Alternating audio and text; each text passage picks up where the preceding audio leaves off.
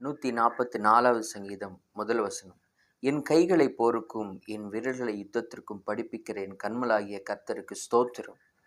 அவர் நமக்கு யுத்தத்தை பழக்குவிக்கிறார், போருக்கும் பழக்குவிக்கிறார், ஜெயிக்கிறதுக்காக பழக்குவிக்கிறார். ஏன் தேவன் நமக்கு யுத்தத்தை பழக்குவிக்கிறார்? ஏன் கைகளை போருக்கு பழக்குவிக்கிறார்? ஏன் யுத்தத்துக்கு நம்மளை பலப்படுத்துகிறார் அப்படின்னா, இந்த உலகத்தில் பிசாசு கொண்டு வருகிற போராட்டங்கள் ஏராளமாக இருக்குது. நிறைய போராட்டங்கள், நிறைய பிரச்சனைகள்.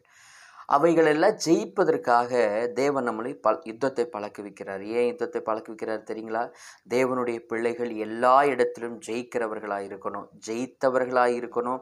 எந்த நேரத்திலும் தேவனுடைய பிள்ளைகள் அவருடைய பிள்ளைகள் என்பது வெளிப்படுத்தணுங்கிறதுக்காக தேவன் யுத்தத்தை பழக்குவிக்கிறார். இயேசு கிறிஸ்து சொல்லுகிறார், நான் உலகத்தை ஜெயித்தேன் என்று சொன்னார். அதே போல் நாமளும் ஜெயிக்கணுங்கிறது கர்த்தருடைய விருப்பம், நாமளும் சாதிக்கணும்னு கர்த்தருடைய விருப்பம். அதனால தான் நமக்கு யுத்தத்தை பழக்குவிக்கிறார்.